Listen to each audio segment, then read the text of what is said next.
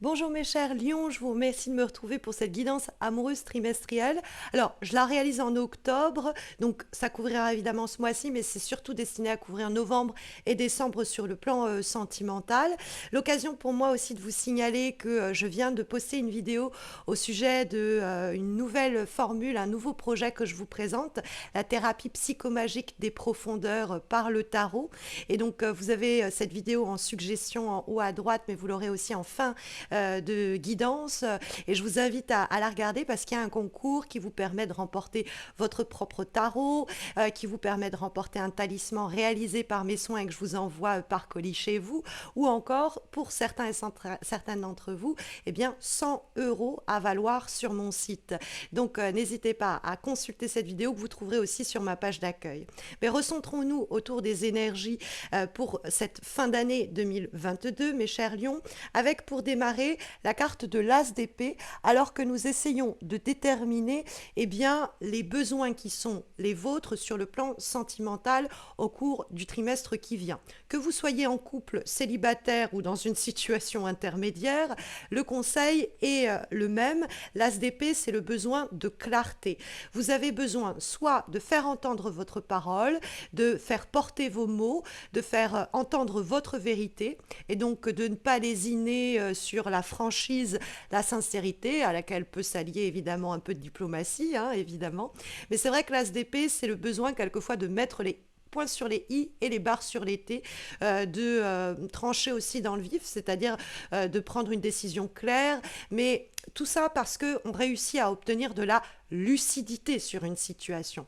Donc c'est le besoin aussi de dialoguer clairement, franchement, avec ce dont on a besoin, ce dont on a envie, ce que l'on ressent nous être un peu dissimulé ou caché, parce qu'il y a une recherche très forte de vérité dans le cadre de l'As d'épée. Donc allez-y franchement.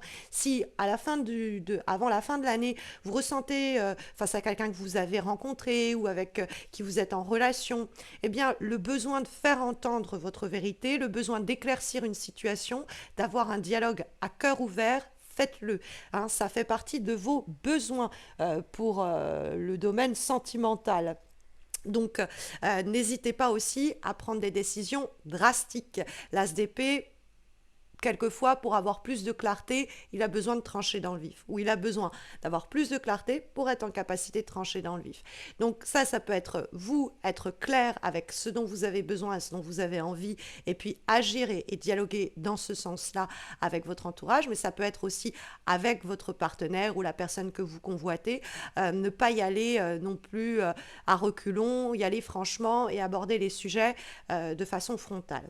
Surtout quand on voit en face la carte du 4 de coupe qui apparaît alors qu'on essaye cette fois-ci de distinguer les besoins de votre partenaire ou de la personne que vous désirez, sinon celle que vous serez à même à rencontrer. Donc là, c'est ce dont elle a besoin, ce qu'elle veut, comment elle se positionne. Or, le 4 de coupe, vous voyez, c'est quelqu'un qui est en train de méditer, dirons-nous, et qui prend son temps. C'est un 4, donc c'est souvent des situations quelque peu à l'arrêt. Et ce 4 de coupe, il nous parle effectivement de quelqu'un qui est un peu tourné vers soi, qui est plutôt dans une période éventuellement méditative, introspective, qui a besoin de réfléchir. Mais ce temps-là ne doit pas pour autant se prolonger indéfiniment. C'est pas non plus le pendu. Hein. La carte du 4 de coupe, c'est un temps intermédiaire, ça reste une lame mineure, ça n'a pas, ça n'a pas vocation à durer, mais ça peut un peu nous permettre de comprendre pourquoi l'As d'épée surgit, parce que vous pourriez avoir besoin que l'autre sorte un peu de sa torpeur méditative, de sa réflexion un peu longue ou de ce temps de pause que la personne s'octroie. Parce que le 4 de coupe, c'est ça aussi, c'est comme c'est un temps d'arrêt, la situation est elle-même à l'arrêt. Alors, on peut respecter les besoins de l'autre, évidemment, et laisser le temps que ce que l'on suggère, ce que l'on propose, ce que l'on soumet dans le cadre d'une relation affective, eh bien, l'autre prenne le temps de le réfléchir, de le peser, etc. Mais ce n'est pas encore une fois un temps qui doit s'éterniser et avant la fin de l'année, vous devez avoir le fin mot de l'histoire, c'est-à-dire que la personne doit s'être positionnée. Peut-être qu'elle vous dira non merci, ce n'est pas impossible, parce que le 4 de coupe, c'est j'ai déjà bu de cette eau, donc je connais déjà la chanson, et tu reviens, tu me reproposes ça, mais je n'y crois pas trop. Hein, ça pourrait être un peu le positionnement de l'autre si c'est quelqu'un que vous connaissez déjà. Mais ça peut être tout simplement quelqu'un qui prend du temps ou qui est un peu statique dans ses réflexions et donc vous êtes un peu soumis ou soumise à ce délai qu'il faut prendre en compte, mais ça ne doit pas vous empêcher de vous exprimer, de porter la parole, ou peut-être que vous allez déclencher ce 4 de coupe, c'est-à-dire que vous allez peut-être pas mettre un ultimatum, mais exprimer clairement votre pensée, puis l'autre, il faut qu'il se décide ce qu'il en fait. Mais ça peut être aussi, bon, bah, pour sortir un peu l'autre de sa torpeur, va falloir peut-être aborder les choses clairement et voir après comment la personne se positionne suite à cela. Mais il faut au maximum éparpiller, faire disparaître les doutes qui pourraient sinon être un peu obsédants d'ici la fin de l'année. Parce que vous avez une capacité d'action sur les événements très clairement à travers la reine de bâton, non pas parce que c'est une reine, mais parce que c'est votre signe.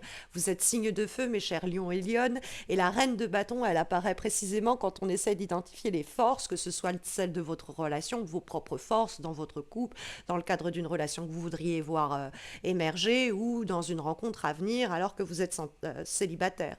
Et la reine de bâton, c'est quand même une femme qui a le lead, hein, c'est la reine qui est la plus active, la plus dynamique, c'est celle qui prend le plus les devants et donc elle a une capacité un peu d'être maîtresse d'orchestre et de mener un peu les événements. Donc ne soyez pas passif ou passive, on pourrait comprendre cela, c'est une de vos forces, hein. En plus en tant que lion, ce n'est pas très étonnant, mais c'est vrai que la reine de bâton pourrait nous dire vous pouvez sans avoir à taper du poing sur la table ou imposer les choses, parce que la reine de bâton elle est quand même un peu dans le conseil, dans l'accompagnement, elle pousse les gens en partageant un peu ses idées, ses pensées et ses envies, et elle permet d'influencer les événements. Mais du coup, elle a une partie, elle prend part activement au développement des choses. Déjà, elle fait entendre aussi sa voix, la reine de bâton, elle sait ce qu'elle veut. Donc, il y a cette idée de capacité d'intervention, de mener la danse ou d'initier les choses par un dialogue pour sortir de certaines torpeurs ou méandres émotionnels dans lesquels se trouve l'autre, dans lequel on pourrait être nous-mêmes et qui pourrait nous affaiblir. Et là, on dit les choses clairement et on agit tout aussi clairement, hein. Il y a aussi l'idée d'être au diapason sur l'esprit et l'action qui s'ensuit. Parce que quand on voit les faiblesses éventuelles, c'est-à-dire les blocages qui pourraient freiner l'évolution d'une relation, qui pourraient vous freiner sur le plan amoureux ou empêcher une rencontre ou empêcher une relation de se concrétiser, on trouve le 7 de coupe. Alors, les coupes, c'est plutôt pas mal parce que ça reste l'idée des émotions, on en a avec le 4, donc ça dynamise votre guidance sur le plan affectif, mais on le trouve dans les embûches, on va dire. Et le 7 de coupe, c'est ce personnage qui est face à toutes ces coupes et qui est un peu bouche bée, c'est-à-dire un peu prostré parce qu'il y a un peu à boire et à manger.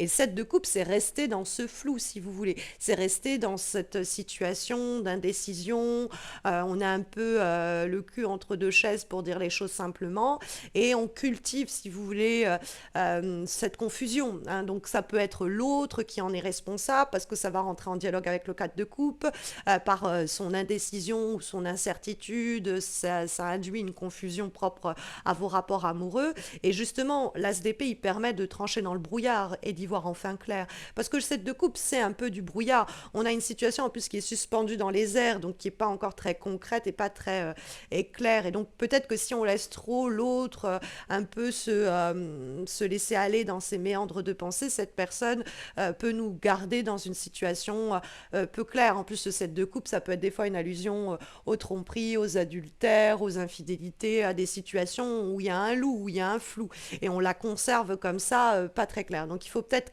éclaircir les choses ou demander à l'autre de se positionner, parce que quand il est question de voir bien la direction que peut prendre ce trimestre, c'est-à-dire votre potentialité d'évolution sur le plan amoureux, que ce soit votre relation ou plus largement votre vie amoureuse, on a le 9 d'épée et c'est ce qu'on veut éviter, hein, évidemment avec les énergies qu'on a et les conseils que l'on a, parce que le 9 d'épée c'est ce personnage qui n'arrive pas à trouver le sommeil parce que toutes ces épées là qui sont des pensées qui le persécutent l'empêchent de trouver le repos de l'esprit, et c'est une une dimension un peu obsédante d'une situation qu'on tourne en boucle, qu'on tourne dans tous les sens, qu'on remue, c'est vraiment comme un os que l'on ronge, quoi, jusqu'à qu'il n'en reste plus rien. Et ça ne fait malheureusement pas avancer les choses, parce que le 9 d'épée, à part nous faire des cheveux gris et des nuits blanches, on n'y gagne pas grand-chose. On sent un peu de l'anxiété, on sent mentalement qu'on n'est pas à l'aise, qu'on a des craintes, qu'on a des angoisses, qu'on a des peurs, mais il faut en dialoguer. Dans ce cas-là, il faut les exprimer, il ne faut pas intérioriser tout cela, parce que le 9 d'épée, c'est ça, c'est l'idée qu'on intériorise tout, et ça peut avoir un effet peu épanouissant pour vos rapports amoureux ou pour votre relation. En tout cas, ce sont ici les conseils et les guidances que vous délivrent les cartes d'ici la fin d'année sur le plan sentimental, mes chers lions, en espérant que ça saura vous guider au mieux. Mais si vous avez besoin de quelque chose de plus suivi, eh bien, il y a les guidances hebdomadaires que je réalise donc sur Insta et sur Facebook. Vous pouvez me retrouver chaque mois, évidemment, pour les horoscopes mensuels. Vous avez aussi des guidances intuitives, notamment, vous verrez celle du premier pas amoureux qui va s'afficher en suggestion en fin de cette vidéo. Donc, n'hésitez pas non plus à consulter mon site si vous avez besoin d'une consultation en direct, d'un tirage personnalisé, de vous former au tarot de Marseille ou de découvrir cette thérapie psychomagique des profondeurs. Voilà, je vous souhaite à tous et à toutes de très belles semaines à venir. Je vous dis, j'espère, à très vite, mes chers lions. Prenez bien soin de vous.